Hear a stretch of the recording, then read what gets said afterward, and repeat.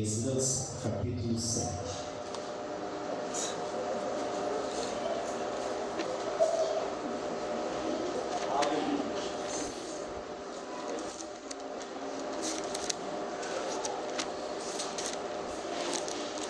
Esdras, capítulo 7, versículo 1 e versículo 6. Amém? Glória a Deus. Está escrito: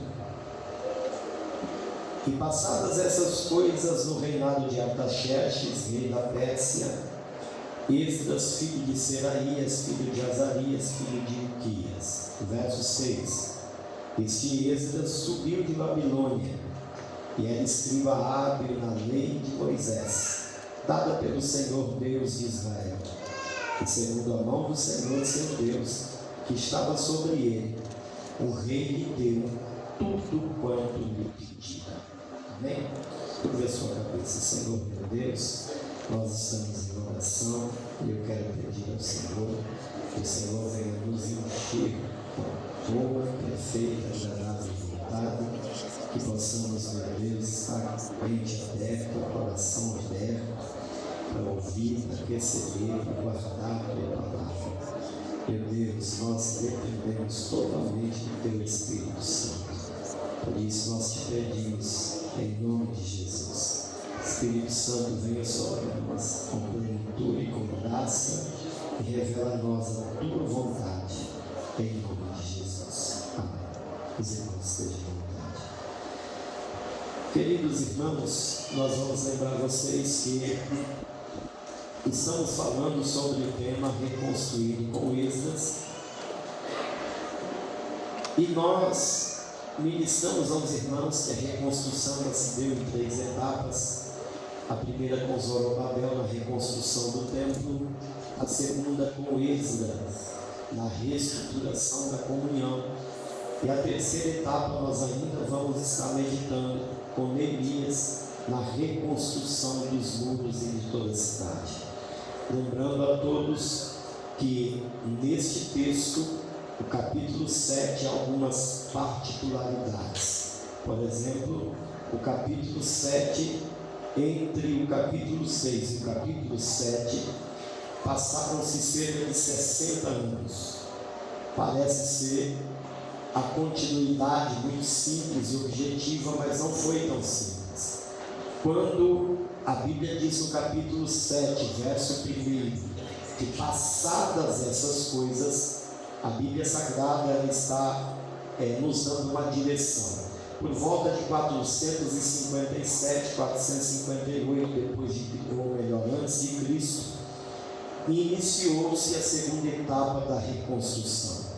E isso depois que o templo havia sido construído, reconstruído e consagrado. Passaram-se cerca de 60 anos quando Deus levanta Esdras. E é interessante porque nós temos a informação de que possivelmente, quando o templo foi reconstruído por Zorobabel e Josué, Esdras nem havia nascido ou era muito pequeno. E aí a gente vai se ater aqui nessa passagem apenas a biografia ou aquilo que Deus fez por intermédio de Esdras. Esdras, ele era um escriba, alguém muito inteligente, letrado, e que a sua especialização era as Sagradas Escrituras, era a palavra.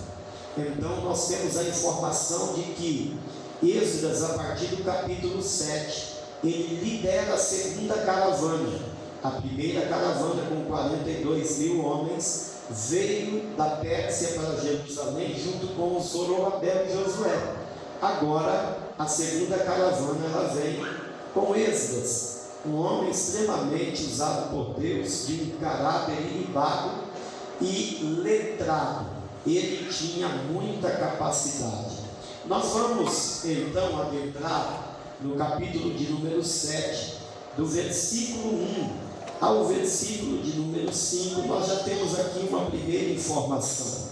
O capítulo 7, do versículo 1 ao versículo 5, descreve a genealogia de Esdras e nos dá informação que ele era da descendência de Arão, ou seja, ele tinha um bojo sacerdotal, ele tinha uma vocação sacerdotal, porque ele era da linhagem de Arão. Então ele não era qualquer pessoa, mesmo que tenha nascido no Império Persa ou tenha crescido debaixo da escravidão persa. Ele foi uma pessoa que se preparou muito. E é interessante porque quando a gente observa o cenário que Esdras cresce, um cenário de escravidão fora da sua terra, e ainda assim a Bíblia descreve ele como um homem versado na lei de Moisés. Aleluia. Isso nos dá muita informação, porque às vezes a gente fica procurando um ambiente propício, um cenário legal, adequado, e muitas vezes o nosso fracasso espiritual ou ministerial a gente quer atribuir ao cenário que não é favorável. E isso, meu irmão, aleluia, não é justificativa para qualquer derrota ministerial ou pessoal. Aleluia, a vida de Esdras, se você observar, ele cresce no Império Persa, ou seja, ele não estava em Jerusalém. Aleluia, não havia nenhum relato de sinagogas na Pérsia. O que eram sinagogas? Eram congregações fora de Jerusalém. Em Jerusalém tinha um grande templo, o templo de Salomão, depois o templo de Zorobabel. Aleluia, nas regiões vizinhas eram levantadas sinagogas, lugares que os judeus, aonde tinha uma comunidade judaica, eles levantavam para ali cultuar o Senhor. Cantavam-se hinos, falavam-se a palavra. Mas no Império Persa não tem nenhum registro de que havia alguma sinagoga judaica em que os judeus se reuniam para adoração. E ainda assim, Esdras se torna um doutor na lei de Moisés, alguém profundamente conhecedor da lei, e isso me chama muito a atenção. Aleluia! Nós temos uma segunda informação no versículo de número 6, que Esdras era escriba, versado nas escrituras e de bom caráter. O registro que nós temos da biografia deste homem, no versículo de número 6, é que ele tinha um ótimo caráter e era versado nas escrituras. Essa informação também denota que Deus, ele fica buscando, a gente observa isso. Quando a Bíblia diz assim a respeito de Davi, Deus disse assim: eu achei a Davi, homem segundo o meu coração. Deus fica buscando pessoas como Esdras, porque havia um projeto de Deus em execução, um projeto de reestruturação, de reedificação. E nesses projetos é interessante, Deus sempre chamou alguém.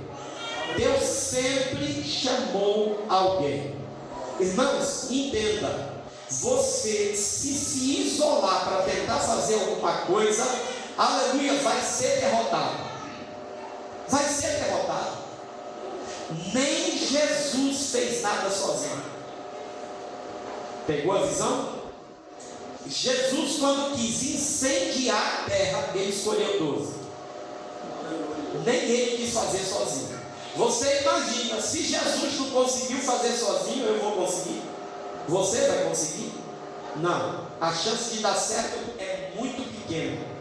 Aleluia. Por isso que nós observamos Deus escolhendo alguém para colocar em curso um projeto de reedificação, de restauração. E agora para a segunda etapa, como a primeira etapa era reedificar o templo, e a segunda etapa no projeto de Deus, o projeto arquitetônico de Deus, era reedificar o homem por meio da sua palavra, era reestruturar a comunhão por meio da lei.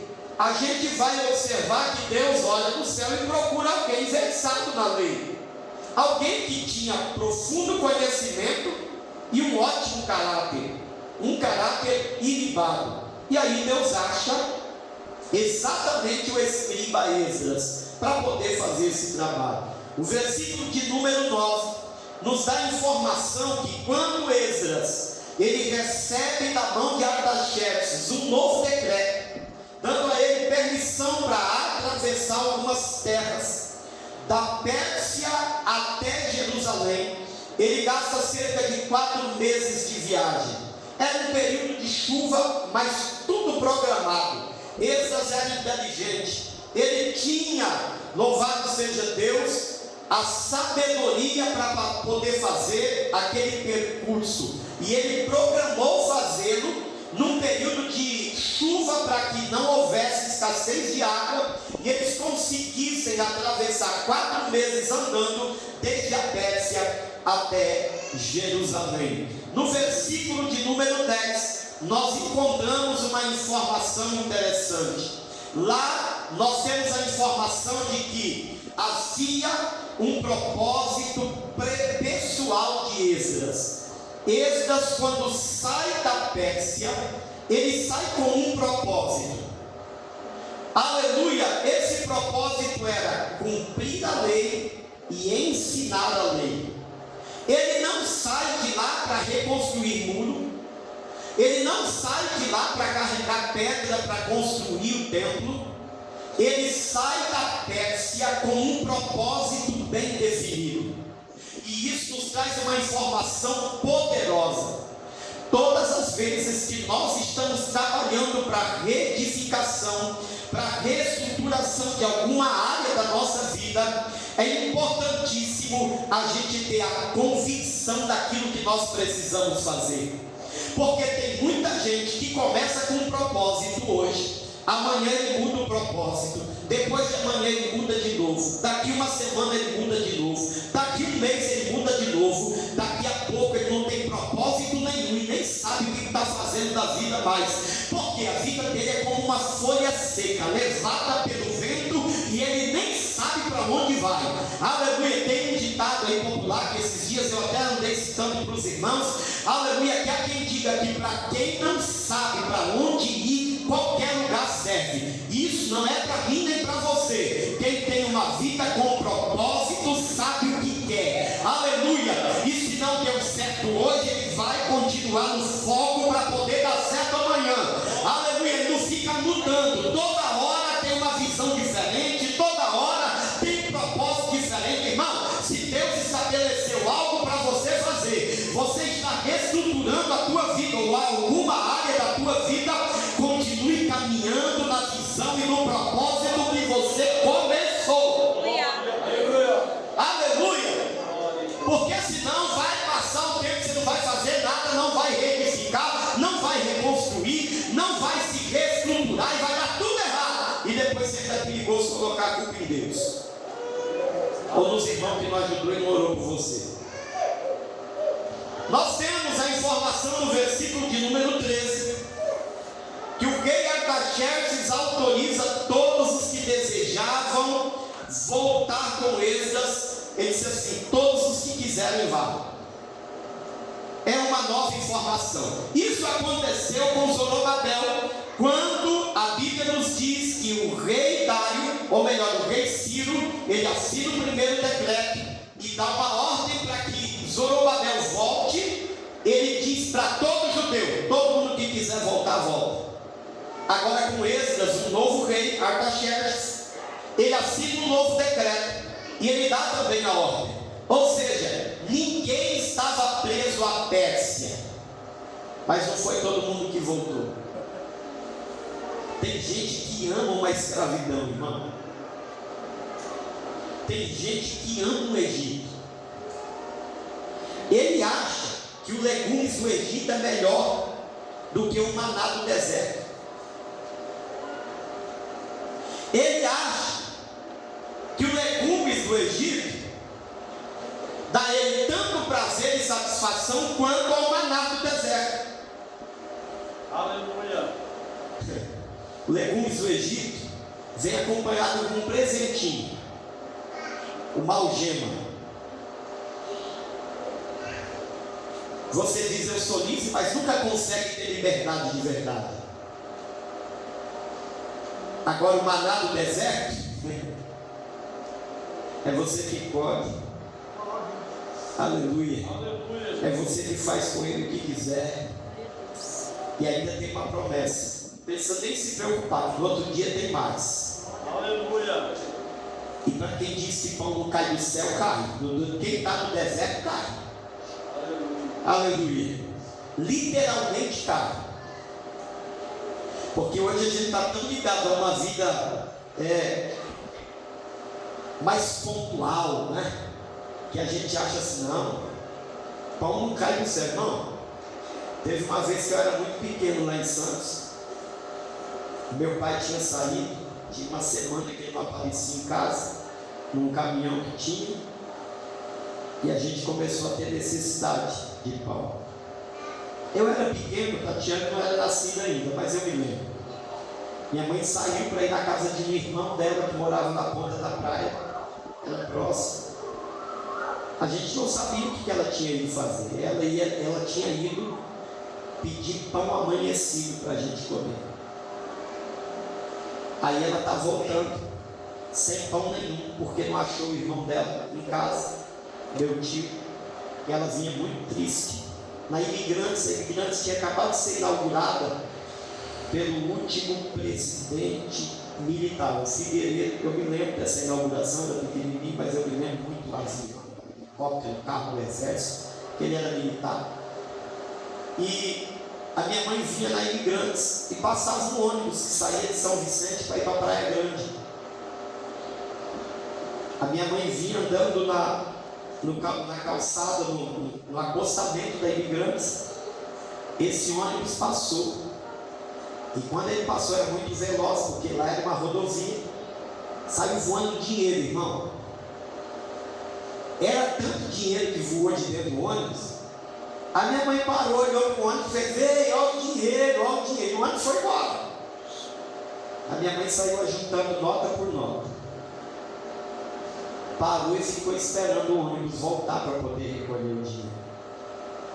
O ônibus não voltou. Ela pegou o dinheiro e continuou caminhando. Alguém correndo bateu nas costas dela. Ela disse: é o dono do dinheiro. Ela já estava com dinheiro na mão. O rapaz falou assim: ó, dona, ficou uma nota para trás, toma, pode levar. A minha mãe foi fazer compra no supermercado e a gente tinha muito tempo que não vinha tanta bonança.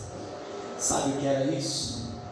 Os céus se manifestando e mandando providência. Aleluia. Aleluia.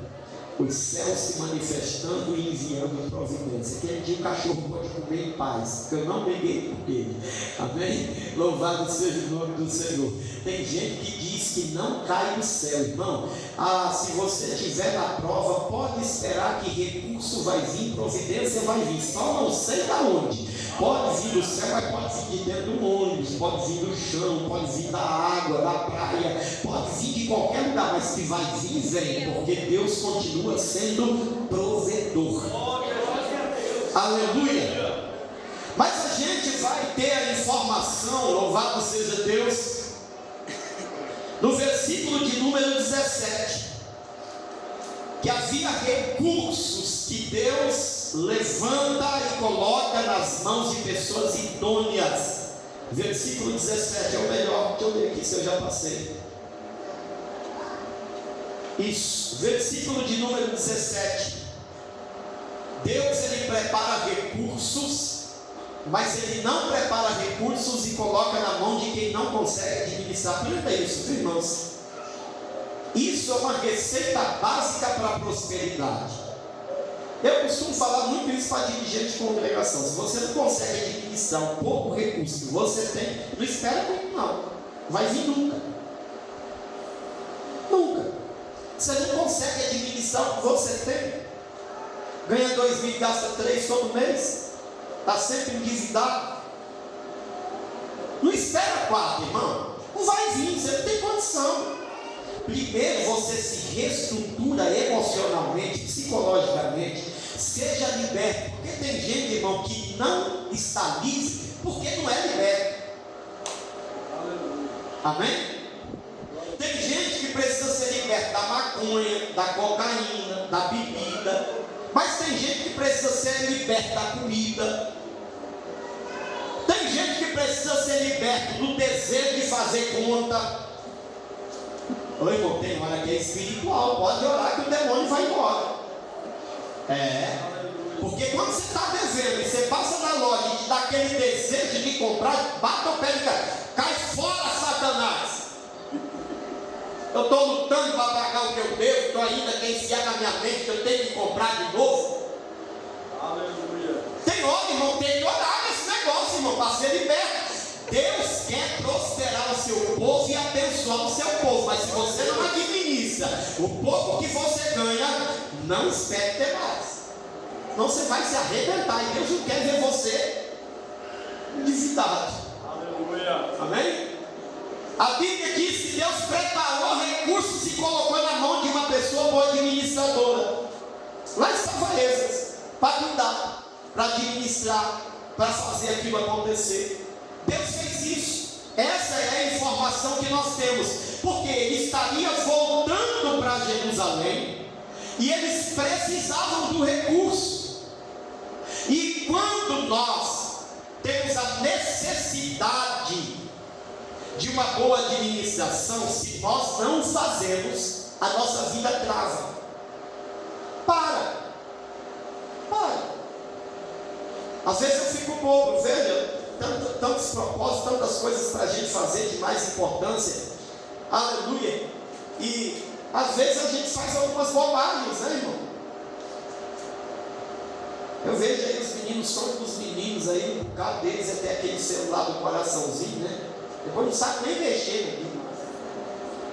Coração, maçã, sei lá, né? Tudo igual, né? Vermelho, né? Tudo igual. Aí o trem custa 10 mil, coitado.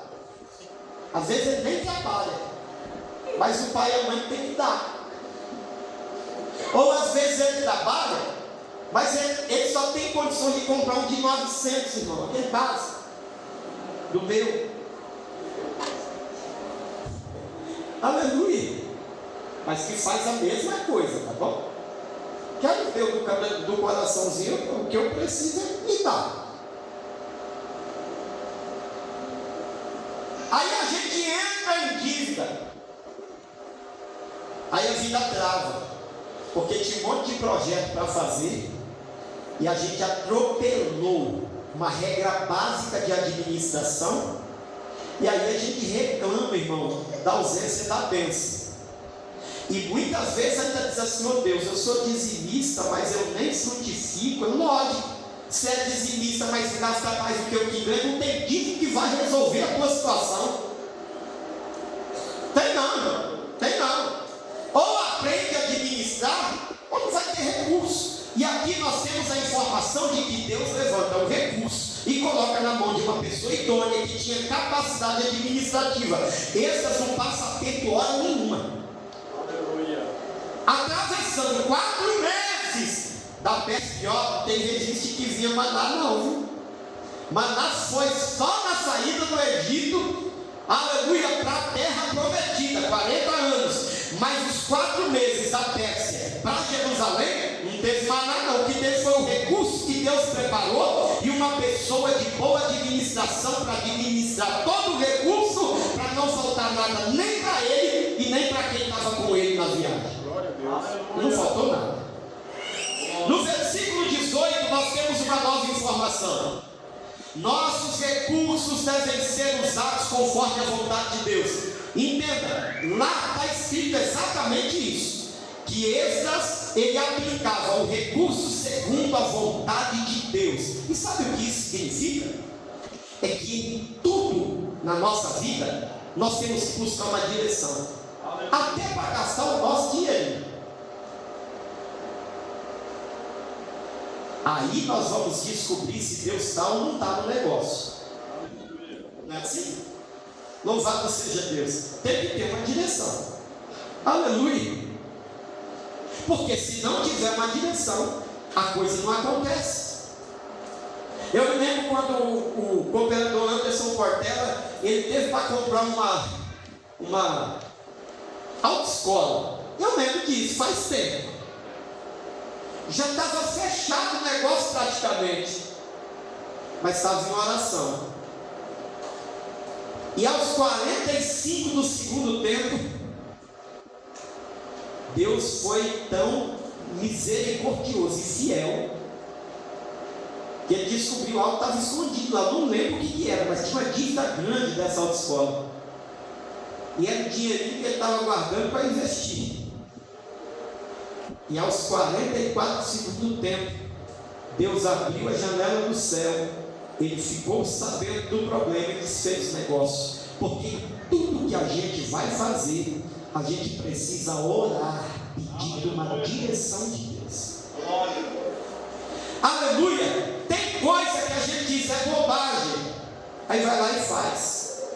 Deus juntar no negócio, vem o prejuízo, vem o dano. Ou às vezes acontece alguma coisa depois que ia ter a necessidade do uso do recurso, mas você já usou, não pediu uma direção, não conversou com o Senhor, não perguntou para Deus se era ou se não era, se podia, se não podia. Irmão, e quem anda com Jesus tem que aprender a depender de Jesus em tudo.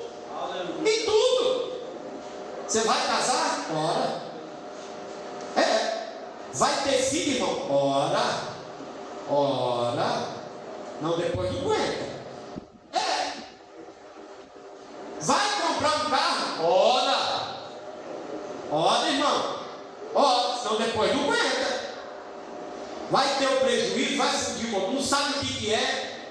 Ora, crente anda em oração, irmão. Aleluia. Debaixo da bênção de Deus. E a bênção de Deus, ela acrescenta e não acrescenta dores. Aleluia. Assim é a bênção de Deus. E a Bíblia vai nos relatar aqui no versículo 18 que tudo que Esdras ia fazer com o recurso, ele orava. Ele orava. Tinha uma direção de Deus para ele saber o que fazer. Amém?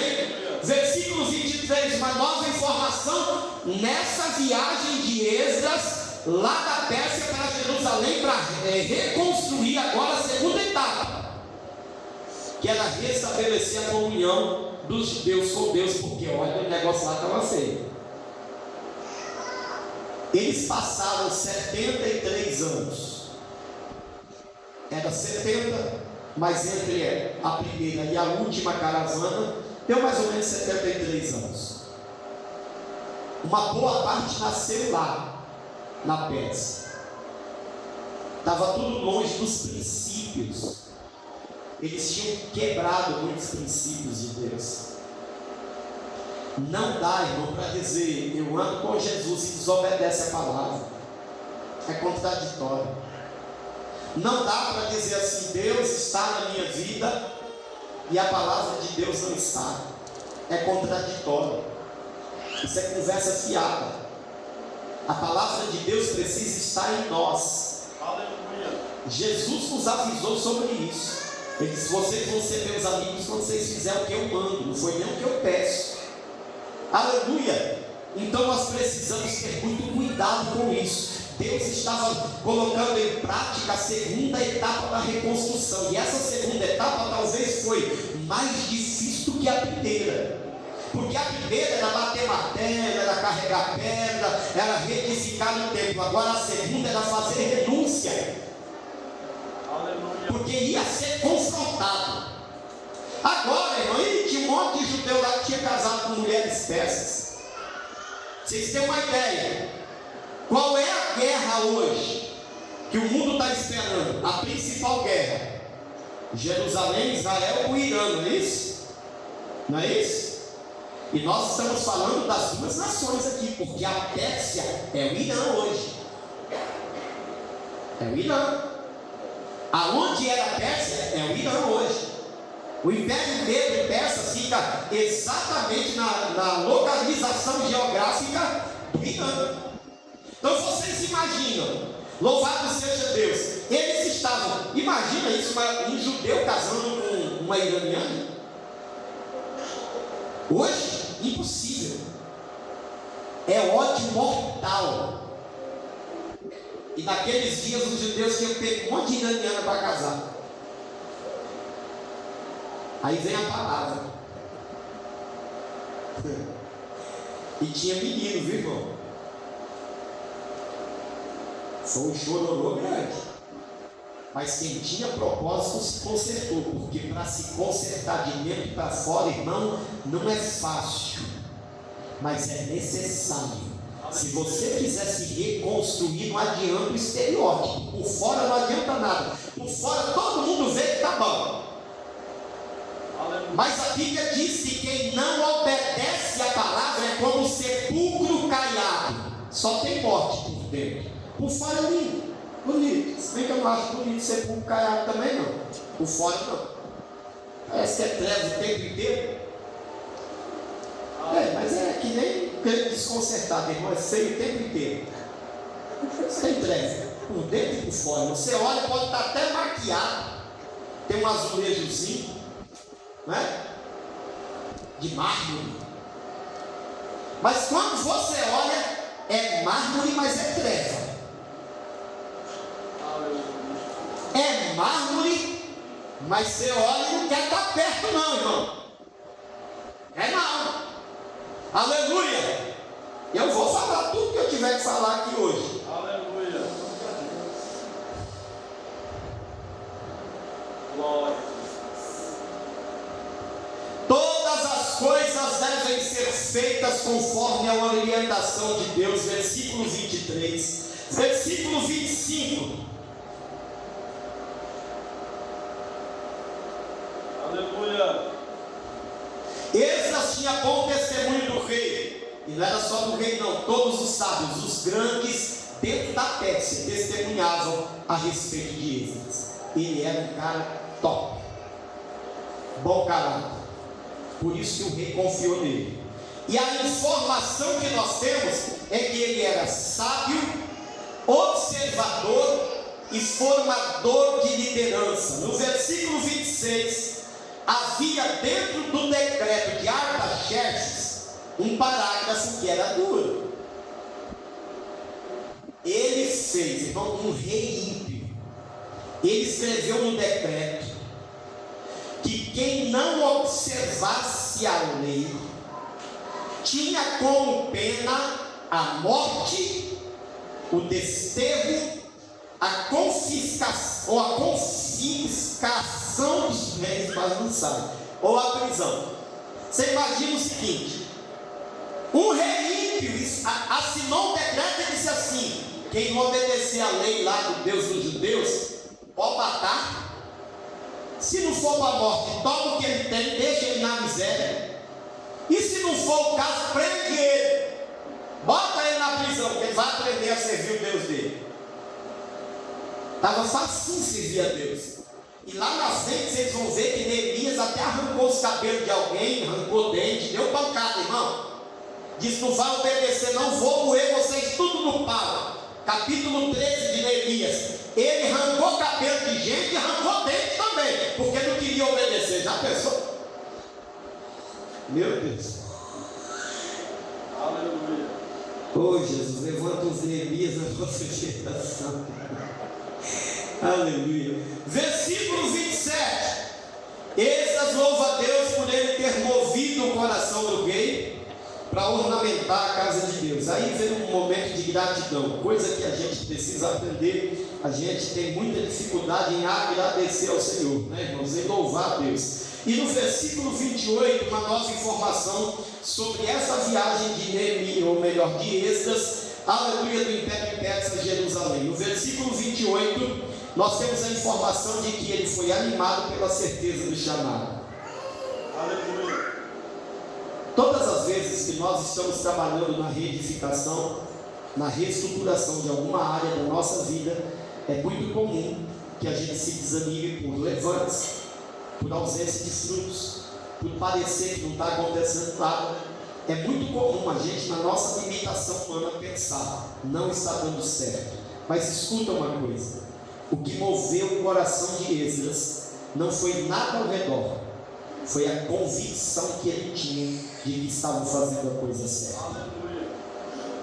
Eu falei uma frase para vocês aqui há uns meses atrás: às vezes nós não precisamos de estratégia, nós precisamos de convicção.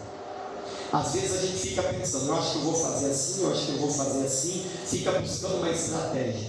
E o que eu e você precisamos é só certeza de que estamos fazendo a coisa certa. Porque quando nós temos essa certeza, nós não desanimamos, não queremos voltar para a Pérsia de novo, não achamos que Deus não está, nós temos a certeza. Deus me chamou para isso, me deu a direção, e eu sei que o tempo é dele, e no tempo dele a coisa vai acontecer, a reedificação vai acontecer, a reestruturação vai acontecer, e tudo que é o projeto de Deus, ele vai acontecer. Aleluia.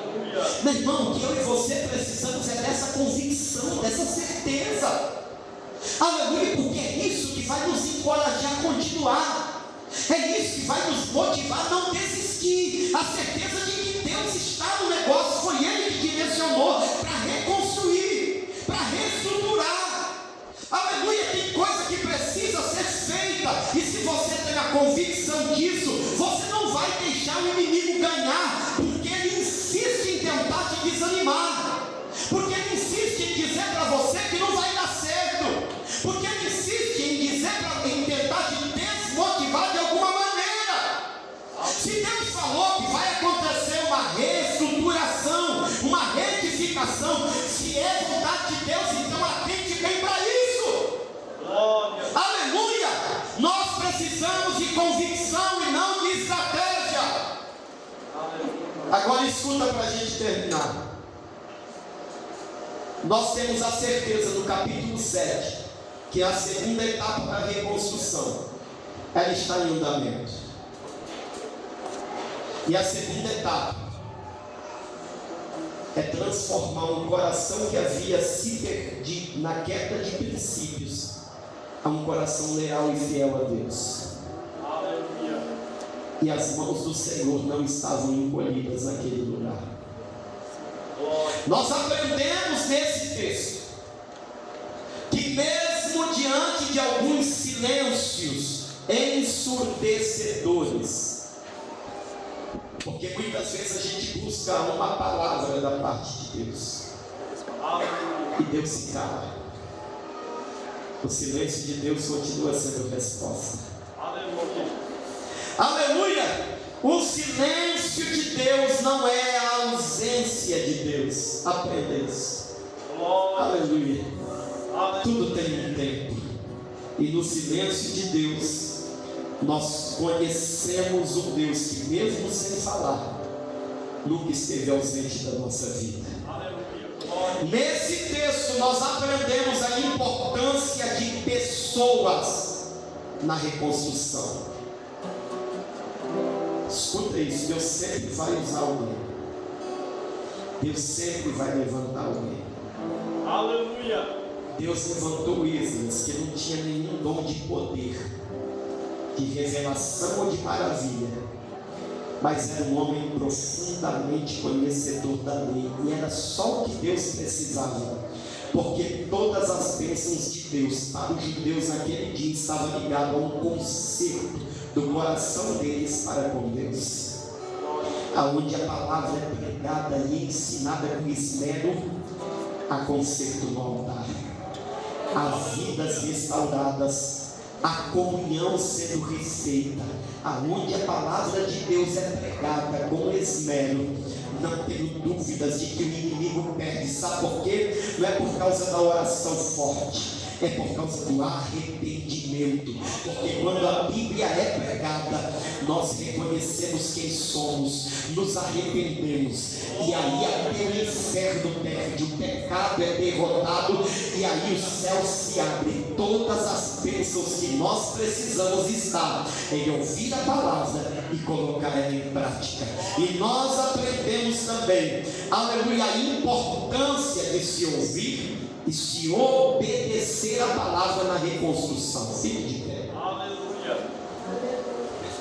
Como assim, pastor? Está querendo reconstruir? Deus falou é para a direita e você está teimando ir para a esquerda? Glória. Você quer tudo, menos reconstruir.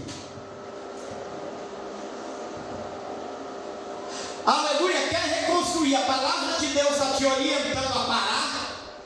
Você continua? Você quer tudo, menos reconstruir. Aleluia. Aleluia.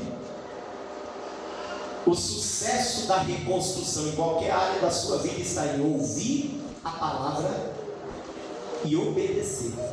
Aí acontece. Se não obedecer, você vai estar sempre remando e não sai do lugar. Aleluia.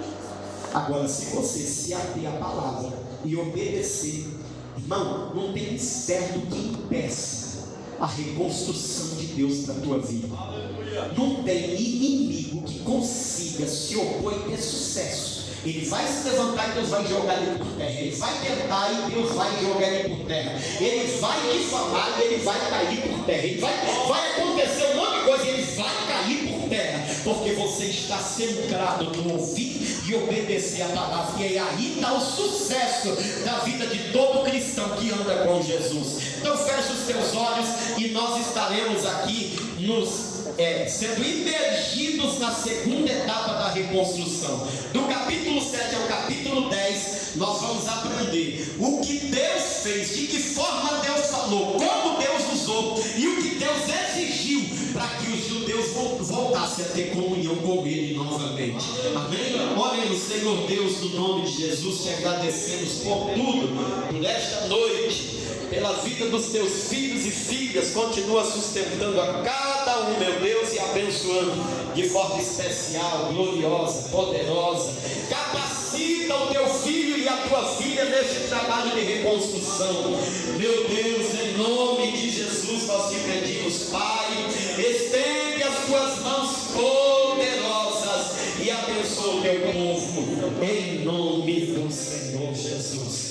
Amém. Levante as mãos assim, que a graça de nosso Senhor e Salvador Jesus Cristo, o grande amor de Deus, o nosso Pai, a comunhão e a consolação do Espírito Santo esteja com todos, não só hoje, mas para todos sempre.